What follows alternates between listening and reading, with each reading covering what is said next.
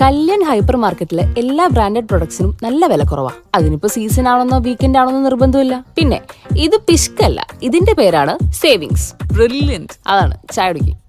വില ശരിക്കും കുറവാണ്. അതാണ് കല്യാൺ ഹൈപ്പർ മാർക്കറ്റിന്റെയും കല്യാൺ എക്സ്പ്രസ് മാർട്ടിന്റെയും ഗ്യാരണ്ടി.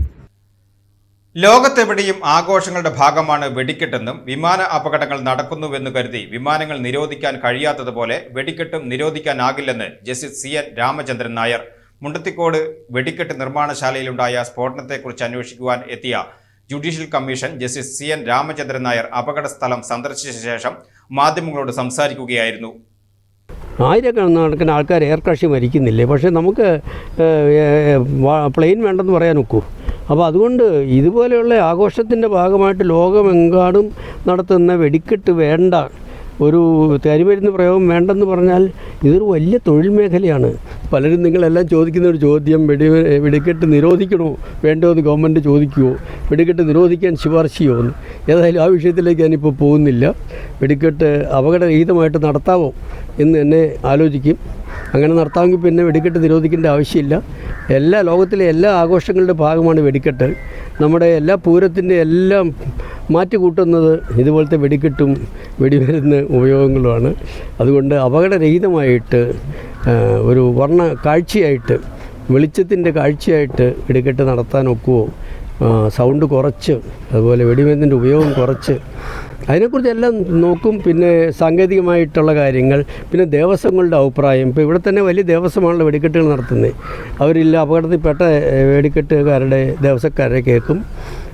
അങ്ങനെ ദേവസ്വം ബോർഡുകൾ, അതുപോലെ മതസ്ഥാപനങ്ങൾ, വെടിക്കെട്ട് നടത്തുന്ന മതസ്ഥാപനങ്ങൾ, എല്ലാവരുടെ അഭിപ്രായം ചോദിക്കും. അപ്പം പൊതുവെ സ്വീകാര്യമായ ഒരു തീരുമാനങ്ങളായിരിക്കും കമ്മീഷൻ എടുക്കുന്നത്. അതേസമയത്ത് സാങ്കേതികമായിട്ട് എല്ലാ കാര്യങ്ങളും സത്യസന്ധമായിട്ട് സർക്കാരിൽ സമർപ്പിക്കും. വലിയൊരു തൊഴിൽ മേഖലയായ കരിമരുന്ന് നിർമ്മാണം പൂർണ്ണമായി ഉപേക്ഷിക്കാനാവില്ലെന്നും അപകടരഹിതമായി ഇത് എങ്ങനെ നടത്താം എന്നതിനാണ് മുൻഗണന നൽകേണ്ടതെന്നും അദ്ദേഹം കൂട്ടിച്ചേർത്തു. അതേസമയം അപകടം നടന്ന സ്ഥലത്തെ സുരക്ഷാ വീഴ്ചകളെ കമ്മീഷൻ രൂക്ഷമായി വിമർശിച്ചു. വളരെ അപകടകരമായ സാഹചര്യത്തിലാണ് നിർമ്മാണം നടത്തിയിരുന്നതെന്ന് അദ്ദേഹം നിരീക്ഷിച്ചു. 3 കുടിലുകൾക്ക് പുറമെ പ്ലാസ്റ്റിക് കവറുകൾ വലിച്ചുകെട്ടിയ ഷെഡുകളും അവിടെ ഉണ്ടായിരുന്നു. ഇത് നിർമ്മാണ മേഖലയ്ക്ക് അനുയോജ്യമല്ല. തീ അണയ്ക്കുവാനുള്ള അഗ്നി പ്രതിരോധ സംവിധാനങ്ങളോ വെള്ളം ഉപയോഗിക്കുവാനുള്ള സൗകര്യങ്ങളോ അവിടെ ഉണ്ടായിരുന്നില്ലെന്ന് കമ്മീഷൻ ചൂണ്ടിക്കാട്ടി. അപകട സമയത്ത് 43 പേരാണ് സ്ഥലത്തുണ്ടായിരുന്നതെന്നാണ് കളക്ടർ നൽകുന്ന വിവരം. ഇതിൽ 27 പേർ രക്ഷപ്പെട്ടു. നിലവിൽ 2 പേർ ആശുപത്രിയിൽ ചികിത്സയിലാണ്. രക്ഷപ്പെട്ടവരുടെ മൊഴി വിശദമായി രേഖപ്പെടുത്തും. ഏതോ ഒരാൾ സ്പാർക്ക് ഉണ്ടായതായി പോലീസിന് മൊഴി നൽകിയിട്ടുണ്ട്. ഇക്കാര്യം ഗൗരവമായി പരിശോധിക്കും. ടേംസ് ഓഫ് റെഫറൻസ് തീരുമാനിച്ച ശേഷം തുടർ നടപടികൾ സ്വീകരിക്കും. 6 മാസത്തിനകം സർക്കാരിന് റിപ്പോർട്ട് നൽകുവാൻ കഴിയുമെന്നാണ് പ്രതീക്ഷിക്കുന്നതെന്നും ജസ്റ്റിസ് രാമചന്ദ്രൻ നായർ പറഞ്ഞു. കുറച്ച് മുന്നോട്ട് രണ്ട് പേര് മാത്രം മുഴുവൻ മൈക്ക് പിടിച്ചാൽ മതി. ഓക്കെ, എല്ലാവരും ഓരോ മൈക്ക് ഓരോരുത്തരുടെ. അതെ അതെ, ഇന്നാണ് കമ്മീഷൻ്റെ പ്രവർത്തനം യഥാർത്ഥത്തിൽ തുടങ്ങിയത്. ഇന്ന് ഞാൻ വന്നു. പോലീസ് കമ്മീഷണറും കളക്ടറും ഉണ്ടായിരുന്നു. ഞങ്ങൾ ഒരു പ്രിലിമിനറി ചർച്ച നടത്തി. അത് കഴിഞ്ഞ് ഹോസ്പിറ്റലിൽ പോയി പരിക്ക് പറ്റി കിടക്കുന്ന 2 പേരെ കണ്ടു. അത് കഴിഞ്ഞ് ഇപ്പോൾ ഈ സൈറ്റ് കാണാൻ വന്നതാണ്. അപകട സ്ഥലം വന്നു. ഇപ്പോൾ പോലീസിൻ്റെ ഇൻവെസ്റ്റിഗേഷനിൽ കണ്ട രീതിയെല്ലാം എങ്ങനെയൊക്കെ സംഭവിച്ച് കാണും എന്നുള്ളതെല്ലാം പോലീസ് കമ്മീഷൻ എക്സ്പ്ലെയിൻ ചെയ്തു. കളക്ടറും പോലീസ് കമ്മീഷനൊക്കെ അന്ന് തന്നെ ഇവിടെ ഉണ്ടായിരുന്നു. പക്ഷേ ഇനിയിപ്പോൾ ഇതിൻ്റെ കാരണം കണ്ടുപിടിക്കാനും കൂടുതൽ തെളിവെടുക്കാനും ആശുപത്രി വിട്ട് പോയവർ, ഇവിടെ ഉണ്ടായിരുന്നവർ, ഈ ജോലി ചെയ്യുന്നവരുടെ അടുത്ത് നിന്ന് വേണം സ്റ്റേറ്റ്മെൻറ്റ് റെക്കോർഡ് ചെയ്യാൻ.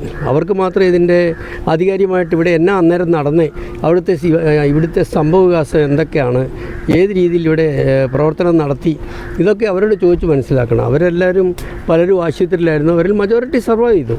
ഇപ്പോൾ 43 പേരുണ്ടായിരുന്നാണ് കളക്ടർ പറയുന്നത്. അതിൽ 27 പേര് സർവൈവ് ചെയ്തിട്ടുണ്ട്. 2 പേര് ഹോസ്പിറ്റലിൽ കിടക്കുന്നുണ്ട്. അവരുടെ കണ്ടീഷൻ വലിയ കുഴപ്പമൊന്നുമില്ല. ഒരാൾക്ക്, ഒരു ലേഡിക്ക് കാലിന് മാത്രമേ പരിക്കുള്ളൂ. അവർ കുറച്ചൊക്കെ വിവരിച്ച് തന്നു എൻ്റെ അടുത്ത്. അപ്പം കൂടുതൽ കാര്യങ്ങൾ കമ്മീഷൻ എൻക്വയറി ചെയ്യണത് ടേംസ് ഓഫ് റെഫറൻസ് കിട്ടും. എന്തിനെക്കുറിച്ചുള്ള കമ്മീഷൻ, എന്തിനെക്കുറിച്ചൊക്കെ റിപ്പോർട്ട് കൊടുക്കണം, ഗവൺമെൻറ് എന്താണ് ഉദ്ദേശിക്കുന്നത് ഈ കമ്മീഷനിൽ, അതൊക്കെ നോക്കി വേണം എൻക്വയറി, ടേംസ് ഓഫ് റെഫറൻസിൻ്റെ അടിസ്ഥാനത്തിൽ എൻക്വയറി നടത്താൻ. അപ്പോൾ ആ എൻക്വയറി നടത്തുന്നതിന് മുമ്പ് ടേംസ് ഓഫ് റെഫറൻസ് കിട്ടിക്കഴിഞ്ഞാൽ ഞാൻ ഇവരുടെ എല്ലാം കണ്ടീഷൻ, ഇപ്പോൾ കളക്ടർ എല്ലാവർക്കും കോമ്പൻസേഷൻ കൊടുത്ത കാര്യമെല്ലാം ഇന്നിപ്പോൾ തന്നെ വെരിഫൈ ചെയ്ത് ഹോസ്പിറ്റലിൽ കിടന്ന ആളിന് കിട്ടിയോന്ന് അപ്പം ഇവരുടെ എല്ലാം ഡീറ്റെയിൽസും ഡേറ്റായും പോലീസിൻ്റെ മഹസർ റിപ്പോർട്ടും എല്ലാം റെക്കോർഡിലുണ്ട്. അതുകൂടാതെ ഞാനൊന്ന് കണ്ടെന്ന് മാത്രമേ ഉള്ളൂ. ഞാൻ കണ്ണതിലുപരിയായിട്ട് എന്നെക്കാളും സാങ്കേതികമായിട്ട് കാര്യങ്ങൾ അറിയാവുന്നവരാണ് മഹസർ പ്രിപ്പയർ ചെയ്തതെല്ലാം. അപ്പം ഇവരെ എല്ലാം പോലീസ് ഉദ്യോഗസ്ഥന്മാരുൾപ്പെടെ എല്ലാവരെയും വിളിപ്പിക്കും, അവരെ എല്ലാം കേൾക്കും, എന്നിട്ട് നിജസ്ഥിതി മനസ്സിലാക്കി റിപ്പോർട്ട് കൊടുക്കും. എന്തൊക്കെയാണ് ഗവൺമെൻറ് ഉദ്ദേശിച്ചിട്ടുള്ള കമ്മീഷനിൽ നിന്ന് എന്നുള്ളത് എനിക്കറിയില്ല.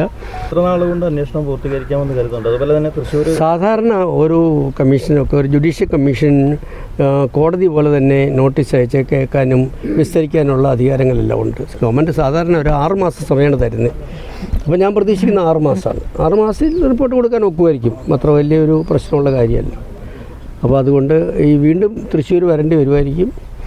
അപ്പോൾ പ്രധാനമായിട്ടും ഇതിലെ ഈ അപകടത്തിൽപ്പെട്ടുന്നവരെ കണ്ട് ഇതിലെ ദൃക്സാക്ഷികൾ, ഇവിടെ ജോലി ചെയ്തിരുന്നവർ, അവരുടെ മൊഴി രേഖപ്പെടുത്തുക എന്നുള്ള എൻ്റെ പ്രധാനമായിട്ടുള്ള. ഇതിൻ്റെ നടത്തിപ്പുകാരൻ ഭാഗ്യദോഷം കൊണ്ട് മരിച്ചുപോയി. അപ്പോൾ അദ്ദേഹത്തിൻ്റെ അടുത്താണ് ഏറ്റവും സുപ്രധാന തെളിവ് കിട്ടേണ്ടത്. അദ്ദേഹം മരിച്ചുപോയി.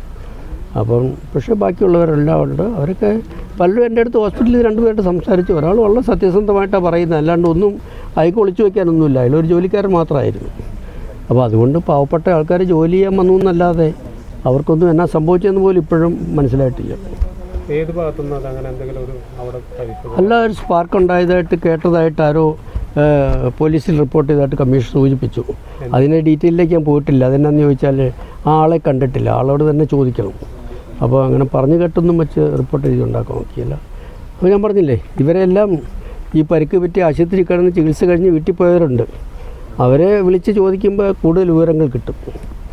പിന്നെ ദിവസമില്ലേ, ദിവസത്തിൻ്റെ മാനേജ്മെൻറ്റിൻ്റെ സൂപ്പർവിഷൻ ഉണ്ടായിരുന്നു.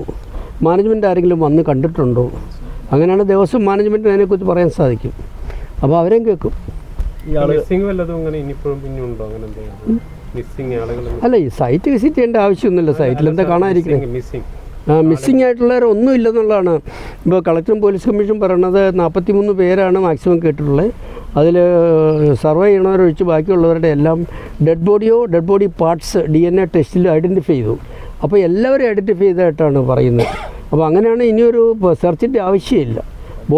ബോഡി പാർട്സോ കിട്ടി, അല്ലെങ്കിൽ പരിക്ക് പറ്റിയ ആൾ കിട്ടി ശിക്ഷിച്ചു. അപ്പോൾ എല്ലാവരെയും ഐഡൻറ്റിഫൈ ചെയ്തു, എല്ലാവരെയും കിട്ടി. അതാണ് സ്ഥിതി. ഈ ആളുകളെ കണ്ട് മൊഴി രേഖപ്പെടുത്തുന്നതിനപ്പുറത്ത് ശാസ്ത്രീയ വശങ്ങൾ കൂടി തീർച്ചയായിട്ടും ശാസ്ത്രീയ വശങ്ങളിൽ ഞാൻ വെടിക്കെട്ടുകാരുടെ വരെ അഭിപ്രായം ചോദിക്കും. അതിന് ആർക്കും വേണ്ട അഭിപ്രായം പറയാം കമ്മീഷനിൽ. അപ്പം സാങ്കേതികമായിട്ട് എക്സ്പ്ലോസീവ് ഡിപ്പാർട്ട്മെൻറ്റിലെ ഓഫീസർമാർ, ഫയർഫോഴ്സ്, പോലീസ്, അതുപോലെ ഇതിനൊക്കെ ഒരു സുരക്ഷയുടെ ഭാഗമായിട്ടുള്ള മുൻകരുതലുകൾ എന്തൊക്കെ എടുക്കണമെന്ന് പറഞ്ഞാൽ ഒരു പക്ഷേ ഇതൊന്നും ഉണ്ടാകില്ലായിരുന്നു. മനസ്സിലായില്ലേ? ഇതുപോലെ ഒരു വളരെ മോശം കെട്ടിടങ്ങളിൽ, ലൈസൻസുള്ള കെട്ടിടങ്ങളാണെന്ന് പറയുന്നത് 3 ചെറിയ കെട്ടിടങ്ങളാണ്. 3 ചെറിയ കെട്ടിടങ്ങളിൽ ഇത്രയും പേർക്ക് ഇരിക്കാൻ പോലും സൗകര്യമില്ല. 40 പേർക്ക് 43 പേർക്ക് ഇരിക്കാൻ സൗകര്യമില്ല. അപ്പോൾ ചെറിയ ഷെഡുകളെല്ലാം അവിടെ കെട്ടി, അവിടെ എല്ലാം സ്റ്റോർ ചെയ്തു. അപ്പോൾ അതുകൊണ്ട് അതുമാത്രമല്ല, വളരെ തീ പോലത്തെ ചൂടാണ്. അപ്പോൾ അതുകൊണ്ട് സാഹചര്യം വളരെ മോശമായിരുന്നു. പിന്നെ ഒരു ഫയർ ഫൈറ്റിംഗ് സിസ്റ്റമോ യാതൊരു എക്വിപ്മെൻറ്റോ യാതൊന്നും ഇല്ലായിരുന്നു. അല്ല, ഈ ഇങ്ങനെയുള്ള ഒരു എക്സ്പ്ലോഷനിൽ ഫയർ ഫൈറ്റിങ്ങിനൊന്നും സ്കോപ്പില്ല. എല്ലാം പോസ്റ്റ്മോർട്ടം പോലെയാണ്. ഇതൊക്കെ എക്സ്പ്ലോഷനാണ്. വെടിമരുന്നിന് അങ്ങനെ ഒരു യാതൊരു നിയന്ത്രണവും ഇല്ലാതെ തീയാണ്. ഈ കമ്മീഷണർ പറഞ്ഞല്ലോ ഈ സ്പാർക്ക് ഉണ്ടാകും സമീപത്തെ വീടുകളിലെ നാശനഷ്ടങ്ങളെക്കുറിച്ച്. ഇവിടെ നിന്ന് തൊട്ടടുത്ത് വലിയ വീട്ടിലൊന്നും ഒരു കുഴപ്പമില്ലെന്നൊരു വെളിയിൽ നിന്നും കാണുന്നില്ല. അറിയില്ല, തീർച്ചയായിട്ടും ചോദിക്കും. അല്ല, നാശനഷ്ടങ്ങൾ നോക്കി നഷ്ടപരിഹാരം കൊടുക്കുന്ന ഒരു കമ്മീഷൻ അല്ല ഇത്. കമ്മീഷൻ എന്ന് പറഞ്ഞാൽ ഗവൺമെൻറ് ഉദ്ദേശിക്കുന്നത് ഇതുപോലെ ഒരു അപകടം ഉണ്ടായി, ഈ അപകടം എന്ത് കാരണം കൊണ്ടുണ്ടായി, ഇനി എങ്ങനെയൊരു അപകടം ഈ സംസ്ഥാനത്ത് ഉണ്ടാകാതെ നോക്കാം. ഇതൊക്കെയാണ് സർക്കാരിൻ്റെ മുഖ്യ ഉദ്ദേശം. ഇപ്പോൾ നഷ്ടപരിഹാരം ഗവൺമെൻറ് കമ്മീഷനൊന്നും നോക്കിയില്ല. 14 ലക്ഷം രൂപ വെച്ച് മരിച്ചവർക്കും 2 ലക്ഷം രൂപ വെച്ച് പരിക്ക് പറ്റിയവർക്കും കൊടുത്തുവെന്ന് കളക്ടർ പറഞ്ഞു. അപ്പോൾ അതുകൊണ്ട് ഗവൺമെൻറ് സത്വര നടപടി എടുത്ത് വേണം പറയാൻ. പിന്നെ ആർക്കെങ്കിലും വീടുകൾക്കൊക്കെ പരിക്ക് പറ്റിയെങ്കിൽ തീർച്ചയായിട്ടും അതിന് നടപടി ഗവൺമെൻറ് എടുക്കും. അല്ലെങ്കിൽ അതിനെക്കുറിച്ച് കമ്മീഷൻ്റെ ടേംസ് ഓഫ് റെഫറൻസിലുണ്ടെങ്കിൽ കമ്മീഷൻ അതിനെക്കുറിച്ച് പറയും. ഇതിലും വലിയ അപകടമായിരുന്നു പുറ്റിങ്ങലുണ്ടായിരുന്നു. സ്വാഭാവികമായിട്ടും പുറ്റിങ്ങലിൽ ഇത്തരത്തിലൊരു കമ്മീഷൻ വന്ന റിപ്പോർട്ടൊക്കെ സമർപ്പിച്ചതാണ്. പുറ്റിങ്ങൽ അപകടം അന്വേഷിച്ചത് എൻ്റെ സുഹൃത്താണ്, എൻ്റെ ക്ലാസ്മേറ്റും സുഹൃത്തുമായിട്ടുള്ള ജഡ്ജിയാണ്. അദ്ദേഹം പക്ഷേ വെടിക്കെട്ട് നിരോധിക്കാൻ പറഞ്ഞു. അത് 10 വർഷം മുമ്പ് സംഭവിച്ച കാര്യമാണ് ആ അപകടം. പക്ഷേ അത് കഴിഞ്ഞ് കേരളത്തിൽ നിരന്തരമായി വെടിക്കെട്ടുകൾ എല്ലാ ഉത്സവങ്ങളിലും നടന്നു. പുറ്റിങ്ങിൽ മാത്രം വെടിക്കെട്ട് നിർത്തിയെന്നാണ് ഞാൻ മനസ്സിലാക്കുന്നത്. അപ്പോൾ ഇതുവരെ പിന്നെ അപകടങ്ങൾ കുറവാണ് കേട്ടിട്ടുള്ളത്. ചുരുക്കം അപകടങ്ങൾ ഉണ്ടാകുന്നുണ്ട്. ഇപ്പോൾ എയർ ക്രാഷുകൾ എത്ര ഉണ്ടാകുന്നുണ്ട്? ആയിരക്കണക്കിന് ആൾക്കാർ എയർ ക്രാഷ് മരിക്കുന്നില്ലേ? പക്ഷേ നമുക്ക് പ്ലെയിൻ വേണ്ടെന്ന് പറയാൻ ഒക്കൂ. അപ്പോൾ അതുകൊണ്ട് ഇതുപോലെയുള്ള ആഘോഷത്തിൻ്റെ ഭാഗമായിട്ട് ലോകമെങ്ങാടും നടത്തുന്ന വെടിക്കെട്ട് വേണ്ട, ഒരു കരിമരുന്ന് പ്രയോഗം വേണ്ടെന്ന് പറഞ്ഞാൽ ഇതൊരു വലിയ തൊഴിൽ മേഖലയാണ്, വലിയ വ്യവസായ മേഖലയാണ്. അപ്പോൾ അങ്ങനെ നോക്കുവാണെങ്കിൽ നമ്മൾ അപകടമുള്ള മേഖലകൾ അങ്ങനെയെല്ലാം തൊഴിൽ വേണ്ടെന്ന് പറഞ്ഞാൽ അതൊരു വലിയ ദുരിതം ഉണ്ടാക്കും മനുഷ്യൻ്റെ ഇടയിൽ. സാമ്പത്തിക സ്ഥിതിയെ വളരെ ബാധിക്കും. ഒരു സാമ്പത്തിക മേഖല, ഒരു തൊഴിൽ മേഖലയൊക്കെയാണിത്. അതുമാത്രമല്ല ആഘോഷങ്ങളുടെ ഭാഗമാണ്. ഇപ്പോൾ തൃശ്ശൂർ പൂരം നിങ്ങളെല്ലാം കൂടുതൽ ഇവിടുത്തുകാരാണ്. 3 മണി 4 മണിക്ക് വെളുപ്പിന് ഇത് കാണാനായിട്ട് വിദേശത്ത് വരെയാണ് ആൾക്കാർ വരുന്നത്, ഈ വെടിക്കെട്ട് കാണാനായിട്ട്. അപ്പോൾ ആൾക്കാർ വളരെ ആഘോഷപൂർവ്വം തൃശ്ശൂർ പൂരം കാണുന്നത് വെടിക്കെട്ടിക്കിടെയാണ്. ബോഡി പാർട്സിന്റെ അടക്കം DNA പരിശോധന പൂർത്തിയായിട്ടുണ്ടോ? അതെ, കളക്ടർ പറഞ്ഞു പൂർത്തിയായിട്ടുണ്ട്. ഇനി ഒരു റീവെരിഫിക്കേഷന് വേണ്ടി ഏതോ ബോഡി പാർട്സ് രാജീവ് ഗാന്ധി സെൻട്രലിൽ അയച്ചിട്ടുണ്ടെന്ന് പറഞ്ഞു. പക്ഷേ ബാക്കിയെല്ലാം ഐഡൻറ്റിഫൈ ചെയ്തു. ബോഡികൾ പൂർണ്ണമായും ബന്ധുക്കൾ ഏറ്റെടുത്തിട്ടുണ്ടോ?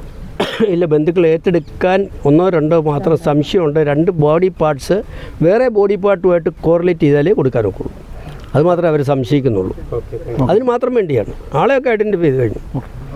ഒരാളുടെ പല ബോഡി പാർട്ട് ഉണ്ടോ എന്നുള്ളതാണ് അതിലെ പ്രശ്നം.